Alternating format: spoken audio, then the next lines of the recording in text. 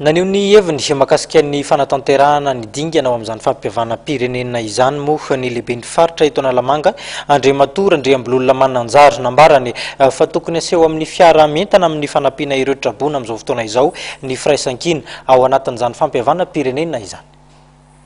Mila firaisan-kina eto Analamanga indrindra manoloana amin'ny vonamenjato no Loza Ara-Boajanahary hoy ny nambaran'ny lehiben'ny faritra Analamanga Andriambololona Mananjary. Anga avao izy ny ampisy firaisan-kina ny fisian'ny dinika isa-paritra ho an'ny fampiavana pirenena izay toto-saina ny fahadimy fahaenina ary fahafito volana Martsa 2024. Ankehitriny dia ilayntsika tanteraka ny fampiavana pirenena satria ny antony anarina ny firenena isika mianakavy aorinan'izao fandalovan'ny andro ratsy ny cyclone eto Madagasikara izao.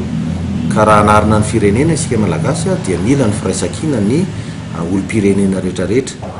Izahay eto amin'ny faritra Analamanga zany zao dia mila ihany koa ny firaisan-kina ny vahoaka Analamanga rehetra, indrindra moa avahana manokana ihany koa ny eto amin'ny renivohitry Madagasikara dia nisy fahavoazana be teto Antananarivo dia ny fampiavana pirenena zany dia anisan'ny hetsika anankiray, ainga anankiray izay vaovao entina ampirahina ny vahoaka Analamanga rehetra mba hanarena antsika ny firenentsika ary mba tena isin'ny tena hoe fanovana eto amin'ny firenena.